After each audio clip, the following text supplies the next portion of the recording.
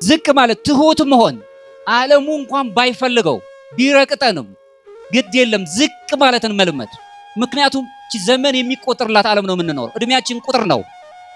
በዚህ ቁጥር ዓለም ውስጥ የማያልፈውን ክብር ለማግኘት ዝቅ ማለት የተሻለ ነው። እርግጥ ነው ዝቅ ባላችሁ ቁጥር የሚያናድዱ ነገሮች ይፈጥራሉ። ትሁት የሆነውን ሰው እንደ ሞኝነት ይቆጥረዋል። እውነቱን እውነት ሐሰቱን ሐሰት ማለት የለም አይገባም ሲል ያኛው ይከፈዋል። በደሉኝ ይላል። በኋላ ጊዜ ነው የሚረዳው።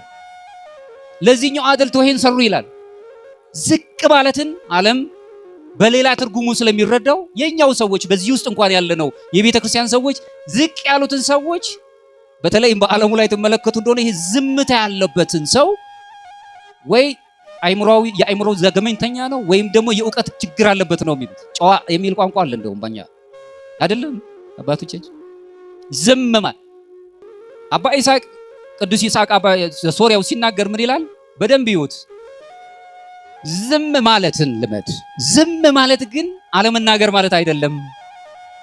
መቼ መናገር እንዳለብህና መቼ መናገር እንደሌለብህ ማወቅ ማለት ነው አለ።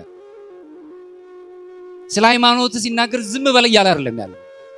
ከኔ ጋር ናችሁ? መለሳና ምን አለ? በዓለም ላይ አዋቂ ሆነ ከምትታይ አላዋቂ ሁን አለ። እውቀትን ጠልቶ አይደለም። ምክንያቱም አለው አንተ ካወቅካቸው እውቀት የበለጠ የማታውቃቸው ይበልጣሉና። ከኔ ጋር ናችሁ? ሁሉንም ማውቃለሁ ነው የሚል ዓለም። ሁሉንም ዳስሻለሁ ነው የሚለው። የዓለም እውቀት አይምሮዊ ነው። የቤተ ክርስቲያን እውቀት ግን ለባዊ ነው። ልብን ይመግባል። ተሻጋሪ ነው። እውቀት በእውቀት የዓለም እውቀት በእውቀት በአዋቂያን ይተካል። የቤተ ክርስቲያን እውቀት የምንለው ግን በጥበብ የተሻው እውቀት ስለሆነ ተሻጋሪ ነው። ትውልድን አሻግሮ ማየት ይችላል። ለሚቀጥለው ትውልድ ያስባል። እሱን የምናይበት ነው።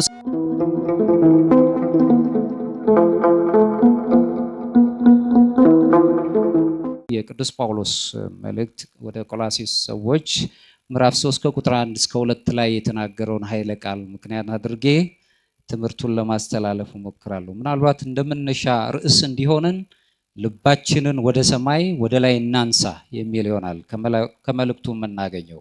እዚሁ ጋር ስናይ የአምላካችን ኢየሱስ ክርስቶስ ብርሃነ እርገቱን የምናከብርበት ቀን ከመሆኑ የተነሳ እርገት ለኛ ለክርስቲያኖች በተለይ ለኦርቶዶክሳውያን ክርስቲያኖች ወደ እግዚአብሔር መንግስት የሚወስድን የህይወት መንገድ ተብሎ ነው የሚገለጸው። ወደ ህይወት መንገድ የምንሄድበት መንገዱን የባረከልን የቀደሰልን አምላካችን አለ።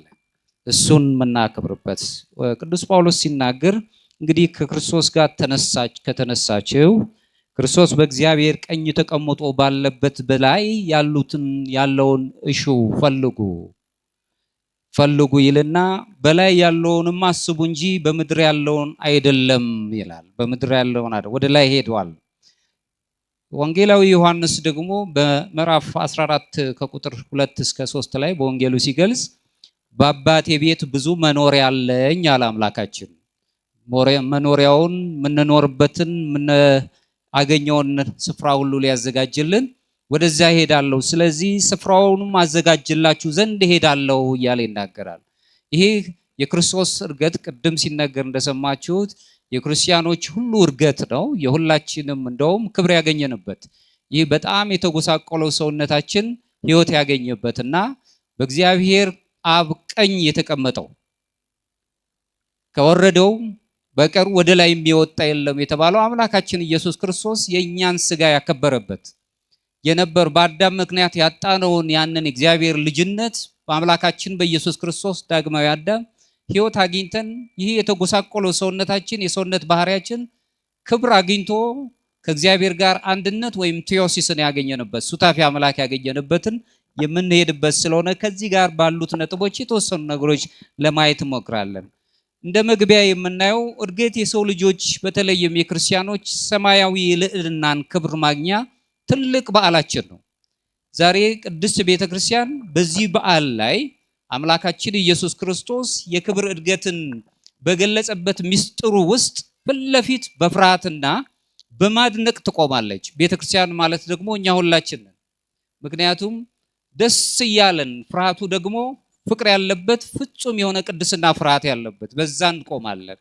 ከትንሣኤው በኋላ እንደሚታወቀው ከ40 ቀን ከትንሳኤው 40 ቀን በኋላ አምላካችን ኢየሱስ ክርስቶስ ደቀ መዛሙርት እያዩት አይናቸውን ሰቅለው ወደ የናፈቁት እያዩት ከነሱ ሲሄድ ይህን እንደሄደ ደግሞ በክብረ መንግስቱ ይመጣል ብለው መላእክት የነገሩትን የምናከብርበት በዓል መላእክቱም በክብረ መንግስቱ የገለጸበት መለኮታዊ ክብሩን የገለጸበት በክብሩም ደግሞ ወደ ላይ እየወጣ ሳለ በመለኮታዊ ስልጣን የባረካቸውን ቀን ስለምናስብ ለቤተ ክርስቲያን ትልቅ የፍቅር ፍርሃትን የምትፈራበትና ደስ ብሏት የምታደንቅበት በዓል ስለሆነ የሉቃስ ወንጌል ምዕራፍ 4 ከቁጥር 50 እስከ 51 ድረስ የሚያስረዳን ይሄንን ነው። ስለዚህ ይህም በዓል ትልቅ የክርስቲያኖች ሁሉ በዓል አድርገን እናከብረዋለን።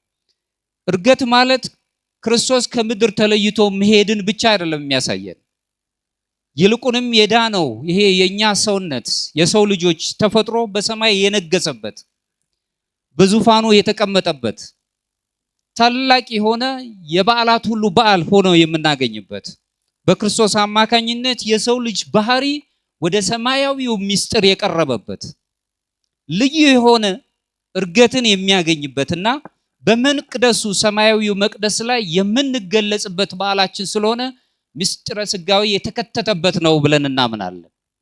መጀመሪያውን ጊዜ የምናየው ነው በእግዚአብሔር ፊት በዙፋኑ የምንገለጽበት በዓል ስለሆነ ምስጢራዊ የሆነው የምስጢረ ሥጋዌው ትምህርትን በረቂቃዊ መልኩ እንረዳበታለን። ይህ ምስጢር የነገረ መለኮት በተለይም የኦርቶዶክስ ነገረ መለኮት ትምህርት ውስጥ ማዕከላዊ ስፍራውን ይዞ ነው የሚገኘው። ምክንያቱም የክርስቶስን መምጣት ከልደት ጀምረ ነው ወይም ከብስራት ጀምረን በልደት የምናገኘው በጥምቀት ያየነው ከኛ ጋር ከኃጢአት በስተቀር ሁሉን ነገር አድርጎ የሰው ልጆችን ያከበረበትን በዚች በምድር ላይ ሲያስተምር ድዊ ሲፈውስ ሙታን ሲያስነሳ ከቆየም በኋላ ሰዎች አሳልፈው ሰጥቶት በመስቀል ላይ ያለው ድነትን የምናገኝበት የሰውነት ክብር በጣም ጎልቶ የታየበት ሰውነት ክብር ያገኘበት በሱ ቁስል እኛ ተፈወስን የተባለ ደመግቡ ያልሆነው አምላካችን ኢየሱስ ክርስቶስ በደም ተሰልቦ በደም ታጥቦ እኛን ደመግቡ ያደረገን አምላክ ከዛም በመቃብር አድሮ ከሶስት ቀን በኋላ ከሶስት ቀንና ሌሊት በኋላ ግን በትንሳኤው ተገልጾ በሰውኛው ቋንቋ የማይረዳ ትንሳኤያችንን የገለጸልን ሞታችንን ያጠፋልን በኋላው 40 ቀን ሙሉ ቆይቶ እርገቱን ያሳየን ወደ ሰማይ እንድንሄድ ያሳየን የሥጋዊ የምስጢረ ሥጋዌ ወይም የሥላሴ ልጅነት አግኝተን ሱታፊ አምላክ የምናገኝበትን ምስጢርን ማዕከላዊ ስፍራ አድርጎ የገለጸልንን በዓል ስለምናከብር እኛ ክርስቲያኖች በጣም ትልቅ በዓል ብለን እንወደዋለን እናከብረዋለን።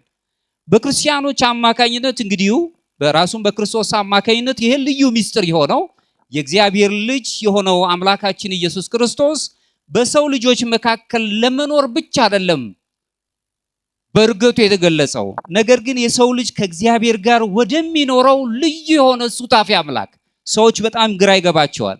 በተለይም የምዕራቡ ዓለም ስለ ሱታፊ አምላክ ሲነሳ እጅግ ይረቃቸዋል። ሱታፊ አምላክ እንዲያውም ቅዱስ ጴጥሮስ ሲናገር በመልእክቱ ላይ የመለኮት ባህሪ ተካፋዮች ትሆኑ ዘንድ ነው የሚለን። ይህ ማለት እሱ አዳም ከኛ እንዳንሆነ እንዳለው በዘፍጥረት ላይ እንደሚነግረን አምላካችን እግዚአብሔር እንድንመስለው የምንመስለው በጸጋ ነው።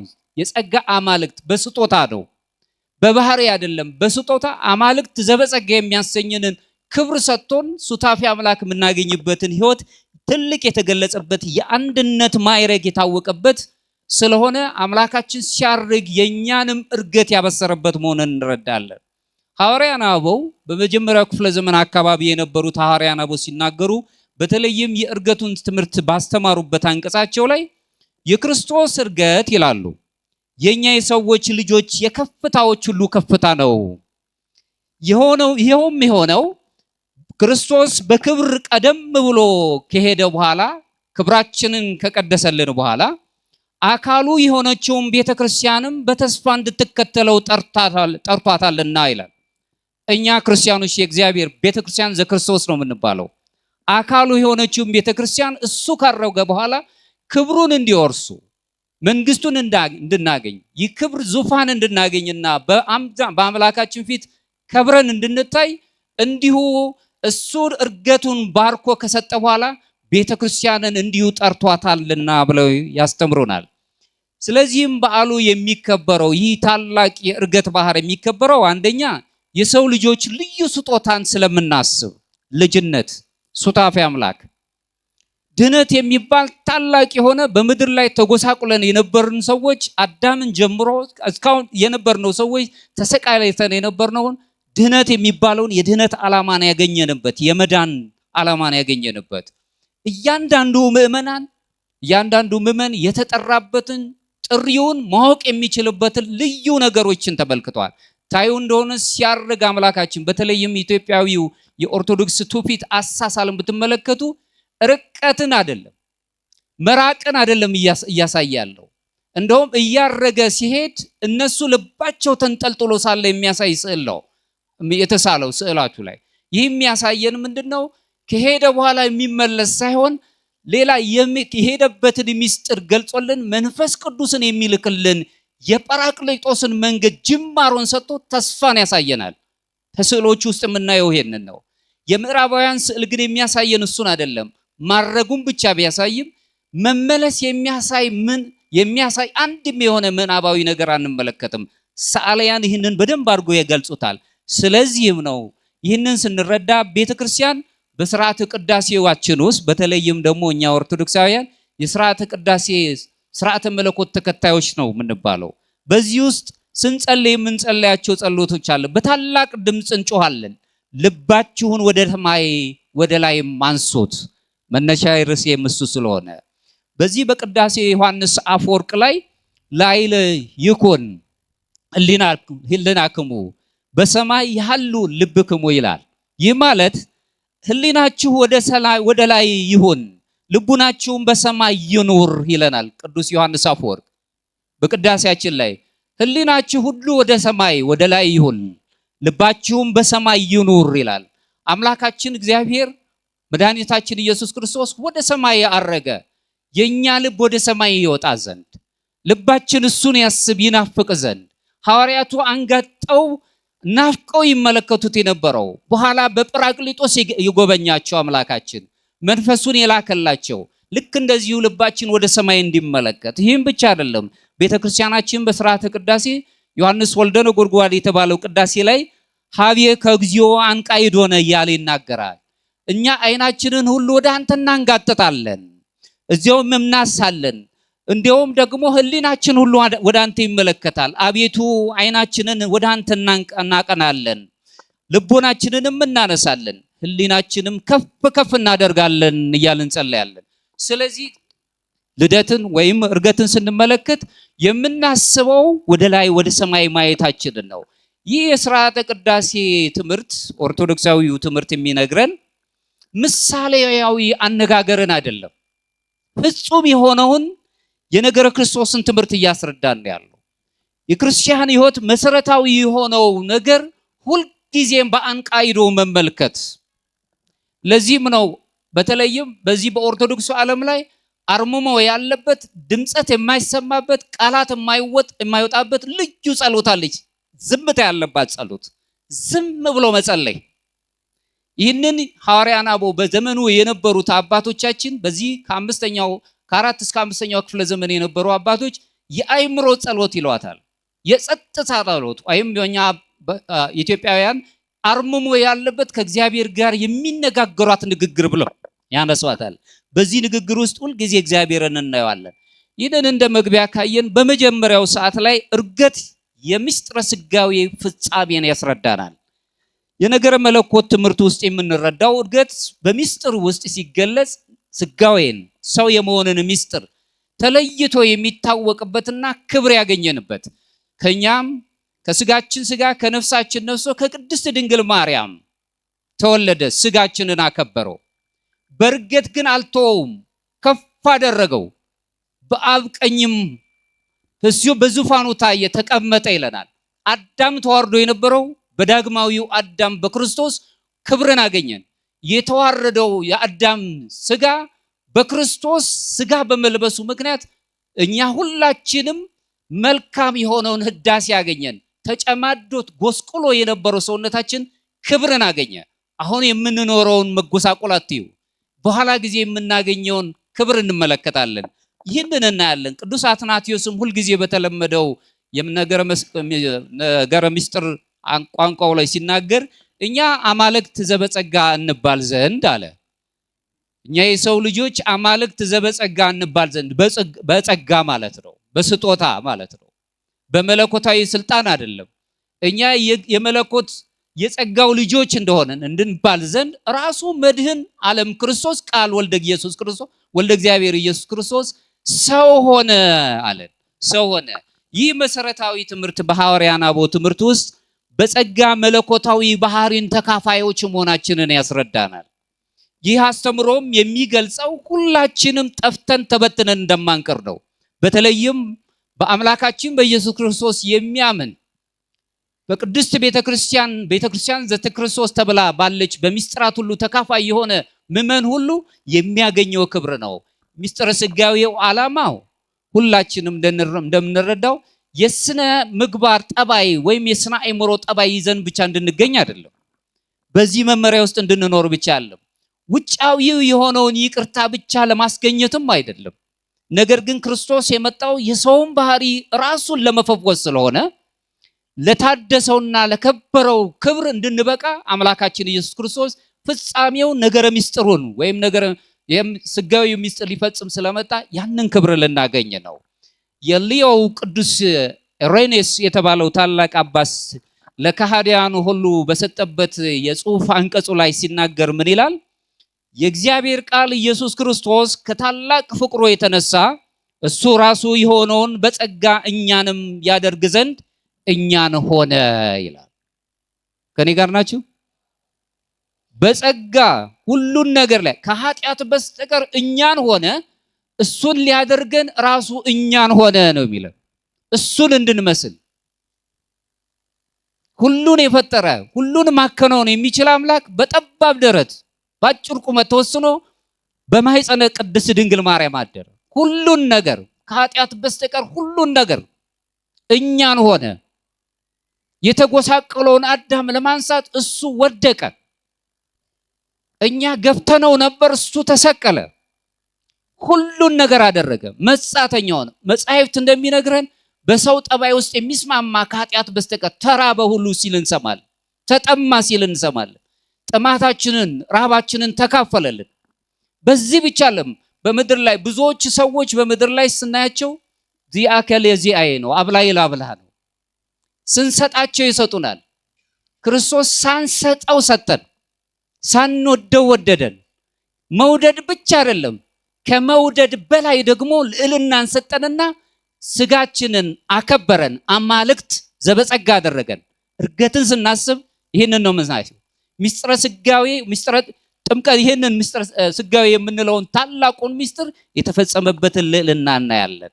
ቅዱስ ኢሬኔስ የሚያስረዳን ነው። ይህ እዚህ ላይ የምናየው በራሱ አምላካችን ኢየሱስ ክርስቶስ ወደ ራሱ የወሰደንን የነገረ መለኮት ሚስጥርን እንረዳበታለን። በዚህ ውስጥ ክርስቶስ የሰው ልጆችን ታሪክ ሙሉ በሙሉ ነው የቀየረው። በዓለም ላይ የወደቅነው ከኃጢአት ጋር የተስማማውን የነበረውን የሰው ልጅ ከኃጢአት ዓለም አውጥቶ እሱ ከኃጢአት በስተቀር ሁላችንንም እኛን ሆነና አዳም በወደቀበት ወይም በሳተበት ቦታ ክርስቶስ ታዘዘ። ከኔ ጋር ናችሁ? እኛ ስንወድቅ እሱ ይታዘዛል። እኛ ስንጎሳቆል ከጉስቁልና ለማምጣት እሱ አካላችንን ለብሶ የተጎሳቆለውን አካላችን ለብሶ ከፍ ያደርገናል። የሰው ልጅ በወደቀበት ቦታ ክርስቶስ ሰውን አደሰው፣ ወደ ህይወትም መለሰው። ወድቀን የነበርን ሁላችንን ወደ ህይወት መለሰን። ዛሬ ያጣችሁ ነገ ታገኛላችሁ። ምክንያቱም ሰው አሁን በአካል አሁን ያለነውን ነገር ነው የሚያስበው። ዛሬ ብዙ ሰዎች ድምጻችንን ለመስማት ጆሮ አይሰጡንም። ትንሽ ትልቅ የሚባል ዓለም ላይ ነው የምንኖረው። በእግዚአብሔር መንግስት ግን ትንሽ ትልቅ የለም። ሁሉም እኩል ነው። የአዳም ዘር በሙሉ የእግዚአብሔር ፍጡር ነው። የእጁ ስራዎች ናቸው። ሰዎችን የሚወድ አምላክ ነው። እሱ እኛን እንደወደደ እኛም ሰዎችን በኩልነት እንድናይ። ዓለም ጎጥ አላት፣ በወንዝ ትሰፈራለች፣ ገደብ አላት። የዚህ ሰው የዛ ሰው ትላለች። እኛን ሲያድን ግን እግዚአብሔር ወንዝ አልከለከለው፣ ጎጥ አልነበረበትም። ሕዝብንም አሕዛብንም በኩል ያዳነው፣ ወደደን፣ አፈቀረን። ሁላችንንም በሰው ዘንድ ክቡር ልዕልናችንን መለሰልን። እኛ ራሳችን የወደቀ ሰው ሳይ የወደቀ ሰው ራሱ ክብር የሚገባው ሰው በሰውነቱ ክቡር ነው ብሎ የወደደን አምላክ። ሌላው ሞት በነገሰበት ቦታ ክርስቶስ በትንሣኤ ሞታችንን ድል አደረገልን። ይህ የወድቀውን ከገነት የወረደውን ስጋችንን አካላችንን በእርገቱ አከበረውና ከፍ አደረገን። አሁን የመጨረሻውን እርገታችንን እናፍቃለን። ሐዋርያት እንዳዩት ይህንን የምንመለከትበት ነው። የእስክንድርያው ቅዱስ ቄርሎስ ሲናገር ደግሞ ምን ይላል?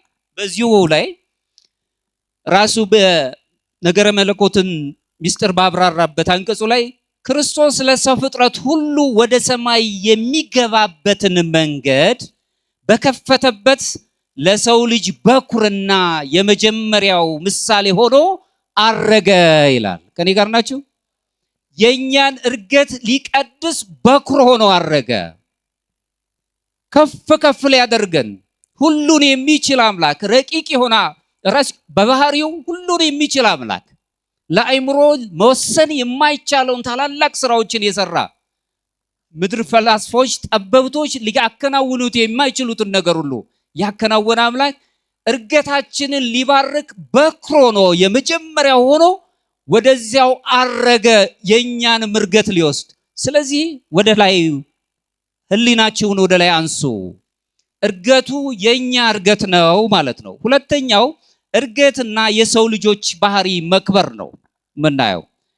እርገትን ስንመለከት የሰው ልጆች ክብርን እናያለን። ከእርገት ጋር ታላላቅ የሆኑ የነገረ መለኮታዊ እውነታዎችን አንዱ ክርስቶስ ያረገው እኛን ሊያሳርግ ነው።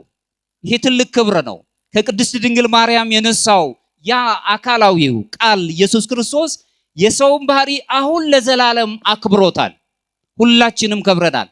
በጥምቀት የከበርን ምስጢራቱን የምንቀበል በምስጢራተ ቤተክርስቲያን ተካፋዮች ሆንን ስጋውን ደሙን የምንቀበል በሜሮን የታተምን በንስሐ የምንኖር በቀንዲል ያለን በምስጢረ ክህነት ክብር ውስጥ የምትገለጥ ቤተክርስቲያን ዘክርስቶስ የተባለች በቅዱስ ጋብቻ ውስጥ በቤተክርስቲያን ስርዓት ጋብቻ ውስጥ የሚኖሩትን ሰዎች ሁሉ አምላካችን ክብር ሰጥቷቸው በምድር ላይ ዛሬ ገነት የምንገባበትን እርገታችን እንጠባበቃለን። ለዚህም ነው ዮሐንስ አፈወርቅ ሲናገር ምን ይላል? በዚሁ በሚያስደንቅ ቃሉ ላይ ዛሬ መላእክት ለማየት ለብዙ ጊዜ የተመኙትን የነበረውን ተቀበሉ በእርገቱ የኛ ባህሪ ከንጉሳዊው ዙፋን ላይ ሲያበራ ተመልክተዋልና ይላል። ከኔ ጋር ናቸው? የለበሰው የተዋሃደው በተዋሂዶ የከበረው ክርስቶስ በቀኙ በእግዚአብሔር አብ ቀኝ ተቀምጦ ሳይሆን መላእክት ለረጅም ጊዜ ሲናፍቁትን የነበረውን የኛን ክብር አብርቶ ስላዩ ተደነቁ ብሎ ቅዱስ ዮሐንስ አፈወርቅ ይናገራል። ይህ አባባል በክርስቶስ በሰው ልጆች የተሰጠውን እጅግ አስደናቂ ክብር ምን እንደሚመስል እርገታችን እንመለከታለን። ሐዋርያነ አበው ክርስቶስን ከትንሣኤ በኋላ ያልተወለደ ይልቁንም ለዘላለም ያልተጠበቀ አድርገው አይደለም የሚገልጹት። እጅግ የሆነ ረቂቅ የሆነ ምስጢር ነው የሚናገሩት። አሁንም ቅዱስ ጎርጎርዮስ ዘንዚናዙ ሲያስረዳ በሚያስገልጠው በአገላለጹ ላይ እንዲህ ይላል፣ ያልተዋህደው አልተፈወሰም ይላል። ከኔ ጋር ናችሁ? ያልተዋህደው አልተፈወሰም። የእኛን ስጋ ለብሶ የለበሰውን ስጋችንን ትቶ አይደለም አክብሮ ወደነው አይደለም ሳንወደው እሱ ወዶን ሳንፈልገው እሱ ፈልጎን። እስቲ ብዙዎች ሰዎች ዓለምን ተመልከቱ። በየትኛውም አቅጣጫ የምንፈልገውን ነገር አይደለም ወይም የሚያስፈልገን ነገር አለ የምትሰጠን፣ የሷን ፈቃድ ነው የምትጭነን። ስለዚህ እኔን ምሰሉ ነው፣ እኔም ማደርገውን ነው። እንደውም ራሳችንን እንኳን እንድንወድ አታደርገንም። ብዙ ጊዜ የተሳሳቱ አባባሎች ይሰማለን። ሰው ራሱን አይወድም። ራሱን የሚወድ ሰው ተፈጥሮን ያከብራል። ራሱን መውደድ አፍቅር ቢጸከ ከመነፍስከ፣ ራስን በምትወድበት የመውደድ ቋንቋ አጽናኑ። ወንድምህን ወዳጅን ሌላው ይቅርና እንደውም ጠላትህንም ውደድ ነው የሚለው። ግን ዓለም ራስን በመውደድ ህይወት ውስጥ ሳይሆን ያለችው ለራስ ጥቅም ብቻ በመቆም ነው። ይሄ ነው ልዩነቱ። ለራስ ጥቅም አንዳንድ ጊዜ ራስ ወዳድ ነው እንላለን። ሰዎችን ቢወዱ ራሳቸውን ቢወዱ ሰዎችን አይጠሉ። ለራስ ጥቅም ብቻ መቆም ነው ኃጢያቱ። እኔ ብቻ ላገኝ፣ እኔና ራሴ ብቻ።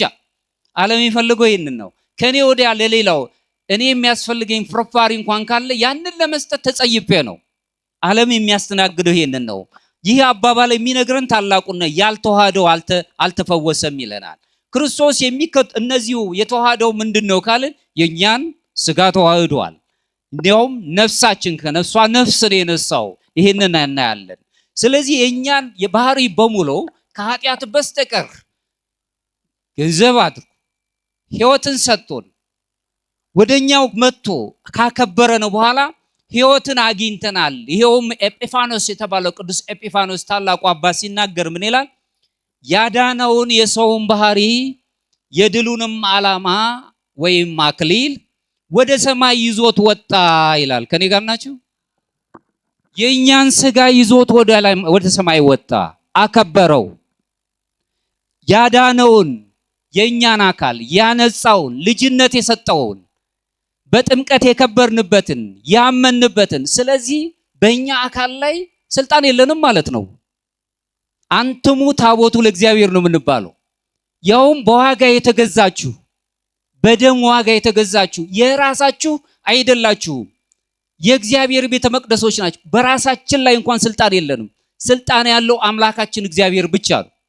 ያዳነውን የሰውን ባህሪ የድሉንም ዓላማ ወይም አክሊል ወደ ሰማይ ይዞት ወጣ አለና ምድር ላይ የነበረውን ሐሳቢያችንን በምድር ጥለን ሰማያዊ ሐሳብ እንድናስብ ቅዱስ ኤጲፋኖስ እርገቱን የክርስቶስን እርገት ከኛ ጋር አያይዞ ገለጸው። ስለዚህም ነው እርገት የሰው ልጆች በክብርና የተቀደሰ የሆነ የተገለጸበት ታላቅ ነገር መሆኑን እንረዳለን። ኦርቶዶክሳዊት ቤተክርስቲያን ስጋ የምንለው ይሄን አካላችንን ቁስ ብላ አትመለከተው። ብዙ ጊዜ ሲነገር ስጋ ደካማ ነው ይባላል። የስጋ ፈቃዳት ነው የሚያደክሙት። ሲፈጠር ግን ስጋ ቅዱስ ነው፣ ክቡር ነው፣ የከበረ ስጋ ነው ያለን። እኛ ይህንን ልናጠፋ ይህን ስጋችንን እንደፈለገ ለማድረግ ስልጣን የለንም። በስላሴ የተፈጠረ ነው፣ የእግዚአብሔር እጁ ስራ ነው። ስለዚህ ስጋንም አታቃልልም ቤተክርስቲያን።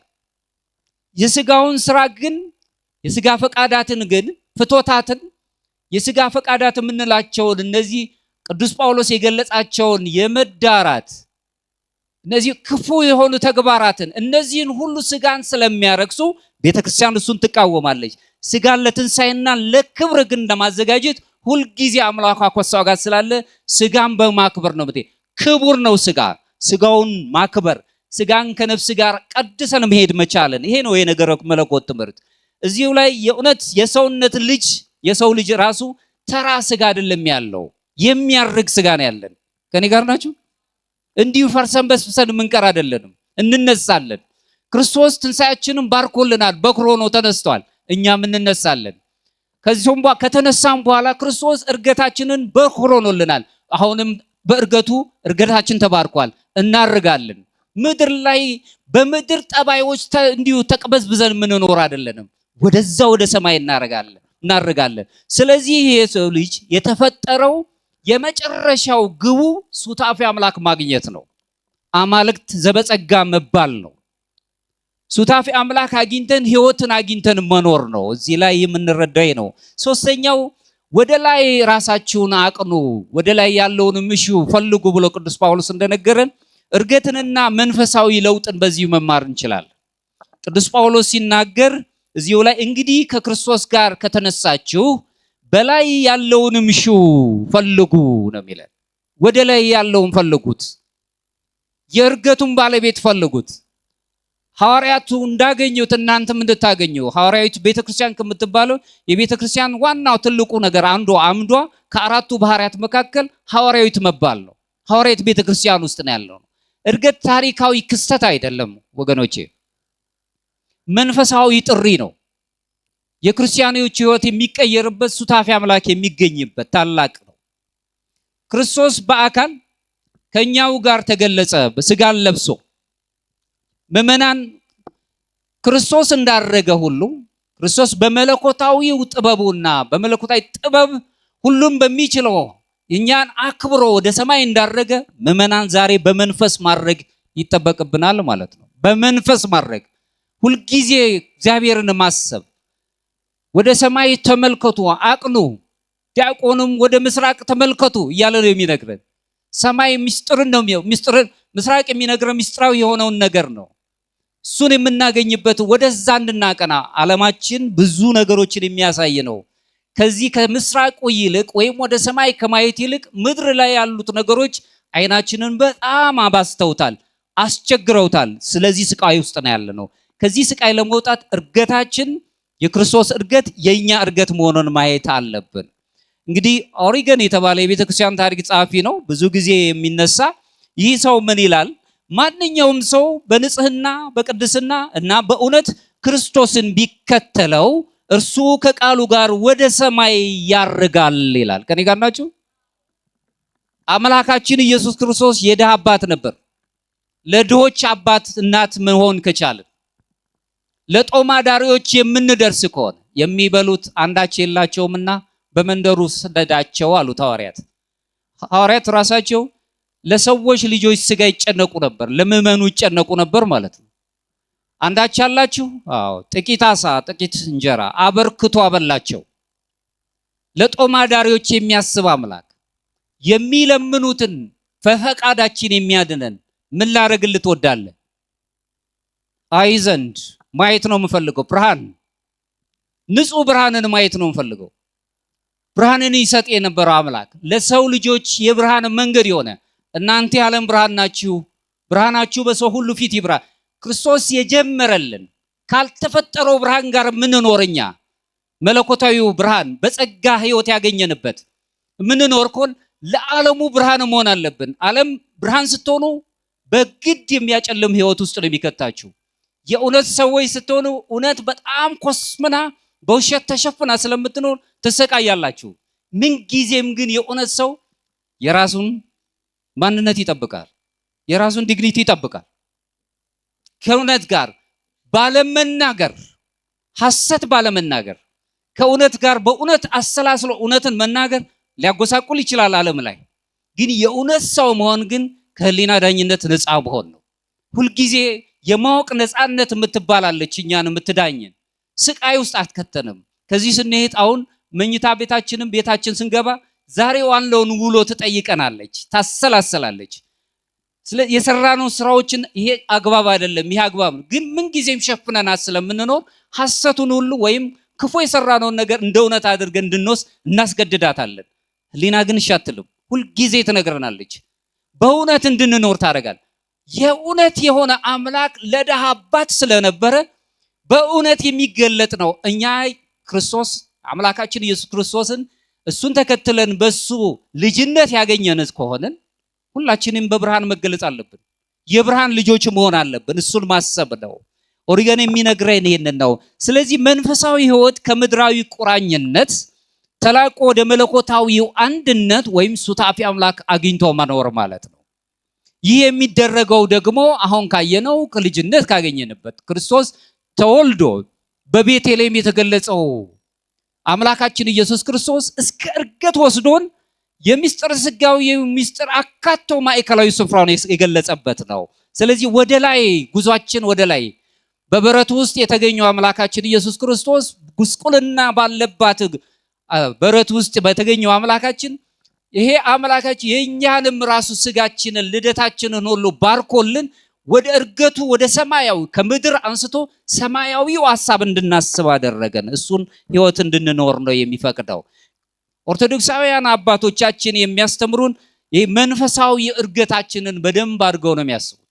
መንፈሳዊ እድገት ምን ይመስላል? የመጀመሪያው ካታርሲስ ወይም የመንጻት መንገድ ብለው ይገልጹታል። ሁለተኛው ፎቲሲስ ወይም ብርሃን ያለው ወይም ደግሞ የመብራት መንገድ ብለው ይነግረናል። ሶስተኛው ሆነሲስ ወይም ቴዎሲስ ተብሎ የተገለጸው ደግሞ ከእግዚአብሔር ጋር በአንድነት በምንገለጽበት ወይም ህብረት መስርተን የምንኖርበት ብለው ይገልጻሉ። የመጀመሪያው የመንጻቱ መንገድ ስጋን ይመለከታል። የንጻ ስጋው ጠባይ ውስጥ መኖርን ነው የምናየው። በዚህ ውስጥ የመጀመሪያው ነፍስ ከስጋ ምኞት ትላቀቃለች። የስጋ ፍቶታል ታላላቅ የሆኑ ሰዎችን የሚበድል የኛንም ቤተክርስቲያን ዘክርስቶስ የተባለች አካል የሚበድል እግዚአብሔርን የምታስቀይም ፍቶታትን ሁሉ ህማማት ያሉበት ስቃያት ያሉበት ነገሮች ትላቀቅና ምንም እንኳን በምድር ላይ ከስጋ እንኳን ጋር ብትኖር ሁሌ የምታስበው ሰማያዊውን ነገር ነው የሚሆነው። እዚሁ ላይ ኤቫገረስ የተባለው የቤተክርስቲያን ጸሐፊ ሲናገር ምን ይላል? ንጽሕት ነፍስ ማለት ከስጋ ፈቃዳትና ህማማት ነፃ የሆነችና በመለኮታዊ ፍቅር የተሞላች ንጽሕት ናት ብሎ ነው የሚገልጸው። በዚህ ህይወት ውስጥ ስንኖር አሁን እርገታችን ከመንፈሳዊ ህይወት ጋር የተያያዘ ነው የሚሆነው። በዚህ ህይወት ስንኖር በስጋ መንጻት ስንል ስጋችን ደካማ እንኳን ቢኖር በንስሐ መንጻት እንችላለን። ማር ይስሐቅ የተባለው መጽሐፈ መነኮሳት እንኳን ሲነግረን ንስሐ ተውበት ጸጋ ምድረ ጸጋ። ንስሐ ማለት በልጅነት ካገኘንባት ከጥምቀት በኋላ ያገኘናት የይቅርታ በርናት ነው የሚለው። ከኔ ጋር ናችሁ? ሰው ቢቆሽሽ እንኳን የሚነጻበትን ነገር አምላካችን አዘጋጅ። ንስሐ ግቡ። ጾም የምንላት ቆስለ ነፍስን የምታደርግ ግዳጅን የምትፈጽመው ደግሞ ጸሎት የምትባለዋ ከእግዚአብሔር ጋር የምታገናኘን ምንጊዜም አጭር የሆነችዋን ጸሎት እንኳን ኪሪየ ለይሶ አቤቱ ይቅር በለኝ ብዙ ጊዜ ማትፈጅ ይቅር ሁልጊዜ ራሳችን ወቃሽ እያደረግን ሁልጊዜ ደግሞ ኬኖሲስ ተብሎ የሚታወቀው ዝቅ ማለትን ራስን ባዶ ማድረግ ዝቅ አባታችን አይታችኋቸዋል። ግልጽ ነው አይደል? ዝቅ ማለትን ትሕትናን ከማንም አልተማርንም። ሊቃውን ሲናገሩ ባለፈው ምናልባት ተናግሬ ይሆናል። በደንብ ይዩት። የበላይን ማክበር ትክክል ነው ይላሉ። አቻን ወይም እኩያን ማክበር ተገቢ ነው። የበታችን ማክበር ግን አምላክነት ነው ይላሉ። ግልጽ ነው፣ ይገባቸዋል። ዝቅ ብሎ ማገልገልን የተማር ከአምላካችን ከኢየሱስ ክርስቶስ ነው። ዝቅታን አስተምሮን ከፍ የሚለውን ደግሞ እርገትን የሰጠን አምላካችን ኢየሱስ ክርስቶስ ነው። በሱ ደስ ይለናል።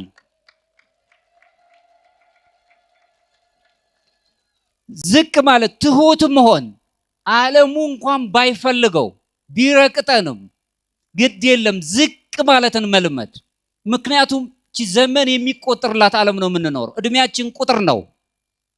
በዚህ ቁጥር ዓለም ውስጥ የማያልፈውን ክብር ለማግኘት ዝቅ ማለት የተሻለ ነው። እርግጥ ነው ዝቅ ባላችሁ ቁጥር የሚያናድዱ ነገሮች ይፈጥራሉ። ትሁት የሆነውን ሰው እንደ ሞኝነት ይቆጥረዋል። ብዙ እንደውም ቤተክርስቲያን የሚያስተዳድሩ ታላላቅ አባቶች ይጨነቃሉ። ዝቅ ሲሉ አታላይ ይበዛል። ተሳስቻለሁ? ግልጽ ነው አይደል? እኚህ እኮ የዋህ አባት ናቸው። አታላዩ ይበዛል። ማስተዳደር ደግሞ ግድ ነው። አስተዳደር ውስጥ ደግሞ ፍትሃዊ ዳኝነት ደግሞ ያስፈልጋል። እመኒ እመኒ አልቦ አልቦ ማለትም አለ። እውነቱን እውነት ሐሰቱን ሐሰት ማለት የለም አይገባም ሲል ያኛው ይከፈዋል። በደሉኝ ይላል። በኋላ ጊዜ ነው የሚረዳው። ለዚህኛው አድልቶ ይሄን ሰሩ ይላል።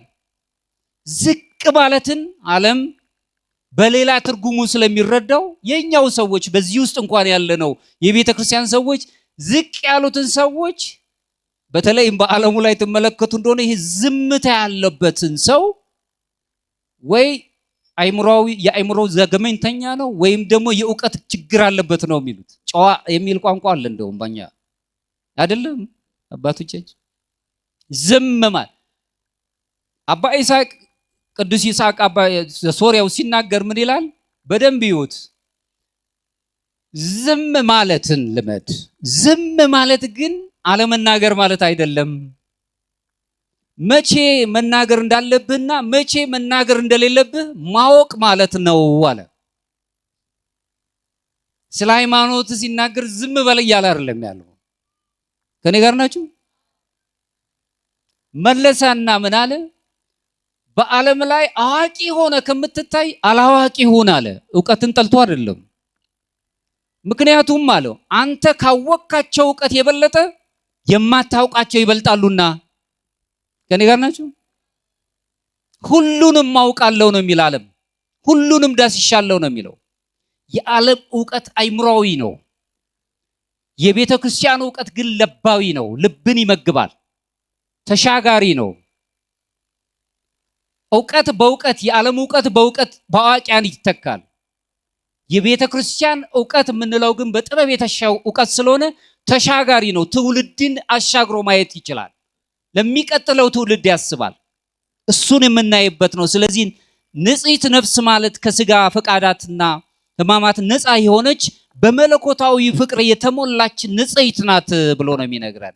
ስለዚህ ይህንን መንጻት ማግኘት ማለት በእርገት ውስጥ የምናየው ስጋዊ ይሄ ስጋ ፍቶታችንን አራግፈን ሰማያዊ እርገት ማሰብ የምንችልበት ከዓለም ጣጣ ወልቀን ሰማያዊውን ማየት የምንችልበት ያለ መንጻት መንፈሳዊ ራእይ ወይም እይታ የለንም። ጨለማ ነው የሚሆነው። አይምሮአችን ይታወካል። ሁለተኛው ላይ ደግሞ መብራት ብለን ያልነው ወይ ደግሞ በብርሃን መመላለስ ተብሎ የተገለጸው ላይ ነፍስ አንድ ጊዜ ከስጋ ፈቃድ ነፃ ስትወጣ ከዚህ በኋላ መለኮታዊውን የሆነው መንፈሳዊውን ሕይወት ትላበሳለች። ጎርጎርዮስ ፓላማስ የተባለው ታላቅ አባት እዚህ ላይ ምን ይላል? የአይምሮ ነፃነት ነፃ አይምሮ ወይም አይነ ልቡና የምትባለው ካልተፈጠረው ከእግዚአብሔር ብርሃን ጋር ለመኖር መለማመድ ትጀምራለች ነው የሚለው። ንጽሐ ልቡና ቀደም ብሎ በትንሣኤው ሰምታችኋል። ሁለቱ ደቀ መዛሙርት ከኢየሩሳሌም ወደ ኤማሁስ ሲሄዱ የነበሩት ክርስቶስ ከነሱ ጋር ነበር አብሯቸው እያለ ከበላ ከጠጣ በኋላ ግን አይናቸው ተገለጠ። ይነግረን የነበረው አሉ አይነ ስጋ ነበራቸው፣ ነገር ግን አይነ ልቦናቸው ጨልሞ ነበር። ዓለም አይነ ልቦናን ያጨልማል። አሁን ያለንበትን አርቀን ማየት አንችልም። ሰዎች እንኳን ይሄ የሆነው በዚህ ችግር ነው ብለን እንድንረዳቸው ልቦናችን አይዳል። የኔ ችግር አለም ይሄ ጊዜን ማቃጠል የለብኝም ብለን ነው የምናስበው። ሰው ብቻውን ይኖር ዘንድ መልካም አይደለም። በአንዳችን ውስጥ እንኖራለን። መጽሔቶች ነን እኛ፣ መስታወቶች ነን። እሱም ማየት የምንችልበት ነው። ይህ መብራት መለኮታዊ ብርሃን የአይምሮ ዕውቀት ብቻ አይደለም። አይምሮን ብርሃን የሚያደርግ ብቻ አይደለም። ሶስተኛው ላይ ያየነው የመጀመሪያው ንጽ መጠበቅን ንጽህናን ነው። ሁለተኛው ልባችንን ብሩህ ማድረግን ወይም ራስን መብራት ብሎ የሚገልጸውን ይሄ ኢሉሚኔት ማድረግን የሚለውን ነው። ሶስተኛው ደግሞ ከእግዚአብሔር ጋር በህብረት መኖርን ነው። እርገት የሚመለከተው እነዚህ ሶስቱን ነው። በእግዚአብሔር ጋር በህብረት መኖር ንጻ ልቦናን ነው የሚያሳየን። በብርሃናዊ መመላለስ ስንል ደግሞ ንጻ ነፍስ ነው። መንጻት የሚለውን ደግሞ ስጋን ማንጻት ስለሆነ ንጻ ስጋን ነው የሚመለከተው። እሱ እናያለን። ከዚህ በኋላ እርገቱ ከ10 ቀን በኋላ ደግሞ የእርገቱ ዕለት አምላካችን ኢየሱስ ክርስቶስ የነገረን የእግዚአብሔር መንፈስ ቅዱስ መመለስና መምጣት እኛን እንዴት እንደሚባርከን የሚያሳይበትን ነገር እናያለን። ቅዱስ ጎርጎርዮስ ዘኒውሲስ ሲናገር ምን ይላል? በመንፈስ ቅዱስ አማካኝነት ወደ ገነት እንመለሳለን፣ ወደ መንግስተ ሰማያትም እንወጣለን፣ ወደ ልጅነትም ማዕረግ እንመለሳለን ይላል። ከኔ ጋር ናችሁ?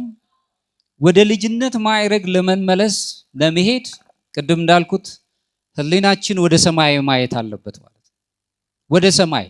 ብዙ ጊዜ ወደ ምድር አይተናል፣ ወደ ጎንም ወደ ኋላም ተመልክተናል። ብዙ ያልተሟሉ ነገሮች ናቸው። ወደ ሰማይ ማየት አባቶች ወደ ሰማይ አይተው ሁሉ ነገር ተከናውኖላቸዋል። እሱም ማየት ነው። እርገት ደግሞ ፍጹም የሆነ የሰው ልጆች ተስፋ ነው። ለዚህም ነው እንግዲህ በተስፋ ሁላችንም እንደምናይ አውግስቲን የተባለው አባት ሲናገር ምን ይላል? ልባችን በአንተ ውስጥ እስካላረፈ ድረስ እረፍት የለውም ይለናል። ከኔ ጋር ናችሁ? በብዙ መልኩ እረፍት ያጣንበት ነገር ቢኖርም ልባችን በሱ ሲሆን ያሳርፈናል። በእርገት የተገለጸው በኩር የሆነን አምላካችን ለእርገቱ በሱ ውስጥ መኖራችንን ይገልጽልናል። እሱን ማየት ነው። አሁንም ሶርያዊ ቅዱስ ይስሐቅ ሲናገር ምን ይላል? የመንግስተ ሰማያት መሰላል በነፍስ ውስጥ ተሰውራለች ይላል። ከኔ ጋር ናችሁ? የመንግስተ ሰማያት መሰላል ምናርግባት ምንወጣባት በነፍስ ውስጥ ተሰውራለች።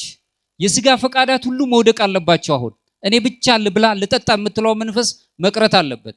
እኔም ስበላ ሌላውም ያስፈልገዋል፣ እኔ ድምጼ እንደሚሰማ ሌላውም ያስፈልገዋል ብለን ማሰብን። ስለዚህ ሁላችንም ልባችንን ወደ ሰማይ ማንሳት አለብን። ወደ ሰማይ ስናነሳ በጸሎት ትሁት በመሆን በንስሐ ምስጢራተ ቤተ ክርስቲያን በመካፈል እንዲሁም ደግሞ ፍጹም በሆነው የመውደድ ኃይል የሚባለው ይሄ ከልቦና ላይ የተተከለ የመውደድ ኃይል የተባለው በፍቅር በመመላለስ ወደዛ የምንሄድ ከሆነ አምላካችን ኢየሱስ ክርስቶስ እሱ ሕይወቱን ጸጋውን የምናገኘውን የምንፈልገውን ነገር ሊሰጠን የታመነ ነው። በዚህ ውስጥ መኖር ስንጀምር እግዚአብሔር ወደ መንግስቱ ከፍ ከፍ ያደርገናል፣ ሕይወትንም ይሰጠናል። እዚሁ ላይ ኤፌሶን ምዕራፍ 2 ከቁጥር 6 ላይ እስከ 7 በአምላካችን በኢየሱስ ክርስቶስ ከእርሱ ጋር እንነሳለን፣ በሰማያዊም ስፍራ ከእርሱ ጋር እንቀመጣለን። እርገት ክብር ያገኘንበት ነው። በእግዚአብሔር አማልክት ዘበጸጋ የሚባለውን ክብር ያገኘንበት ነው። በትንሳኤው ትንሳያችን ተባርኳል። በእርገቱ ደግሞ እርገታችንን አግኝተን ዘላለማዊ የሆነውን መንግስቱን የምንወርስበት የክብሩ ወራሾች እንድንሆን እሱ ያስቀምጠናል። ቅዱስ ጳውሎስ የሚነግረን ነው። ስለዚህ እርገት ጥልን ትቶ ዘላለማዊነትን ሚስጥረ ስጋዊ የተፈጸመበት በኃጢአት ሞት የነበርን ሁላችንም ከኃጢአት ወጥተን ሕይወት ያገኘንበት ድል ያወረስንበት የሰው ልጆች ክቡር የሆኑበት። ሰው ክቡር ነው። ሰው ምስጢር ነው። ሰውነት ምስጢር ነው። ሰው ሁሉም ሰው ክቡር ነው። እሱን ማሰብ የምንችልበት የሰማያዊና የምድር ሰማይና የምድር መታረቅን የተዋሃዱበት ሰማያትና ምድር በአንድ ላይ የተደሰቱበት የገነት ዳግም መከፈትን የምናስብበት የምእመናን ሁልጊዜ ተዘጋጅተው የሚኖሩበት ዘላለማዊ ሕይወትን የሚናፍቁበት አንቃይዶ ያለበት ቀደሙ አባቶቻችን ሁላችንም የሰው ልጅን ከእንግዲህ ወዲህ በባርነት በጥፋት ወይም በሙስና እንዲሁም በሞት ተዘግቶ የማይቀርበት ይልቁንም መለኮታዊ ሕይወትን የመለኮታዊ ተካፋዮች ሆነን ስታፊ አምላክ የምናገኝበት አማልክት ዘበጸጋ የምንባልበት ሕይወት የምናገኝበት ስለሆነ እርገታችን ነው። ስለዚህ ከኃጢአት ወደ ቅድስና መመለስ አለብን። የእግዚአብሔር ቤተሰቦች ከራስ ወዳድነት ወደ ፍቅር መቀዳት አለበት። ፍቅር ምንጊዜም ለኔ ብቻ አይልም፣ ለፍጥረት ሁሉ ያስባል። እኛ አይደለም ለሰው ልጆች ለምንኖርበት ለምንተነፍስበት እንኳን አየር ተጠያቂ ነን። ለምንኖርበት የከባቢ አየሩ ራሱ ተጠያቂዎች ነን። የቆሸሸውን ነገር ለትውልዱ ማስተላለፍ የለብንም። ከጨለማ ወደ መንፈሳዊ ብርሃን የምንመላለስበት ከምድራዊ ቁራኝነት ወይም ከኃጢአት ወጥተን ወደ ሰማያዊው አንድነት ሱታፍ የምንሄድበት ስለሆነ አይምሯችንም ህሊናችንም ልባችንም ሁሉ ወደ ላይ አንስቶ መመልከት አለበት። ይህን ስናከብር እርገታችን ይሆናል። ለሌሎችም ሰዎች ብርሃን መሆን እንጀምራለን። ለልጆቻችን ብርሃን መሆን እንጀምራለን። ለተቸገሩት ማህበረሰብ ብርሃን መሆን እንጀምራለን። ንግግሮቻችን አንደበቶቻችን ሁሉ ለሌሎቹ ሰዎች ጠጋኞች ይሆናሉ። ይህን ማድረግ ስንችል የእርገቱ ባለቤት የሆነ አምላካችን ኢየሱስ ክርስቶስ እርገታችን እንደባረከልን ሁልጊዜ አንቃይዶ ኖረን እግዚአብሔርን እያመሰገን የምንኖርበትን ልቦናውን ይስጠን፣ በቸርነቱ ይጎብኘን፣ ይቆየን። አባታችን ክብር ይስጥልን፣ ክብር ያድልልን።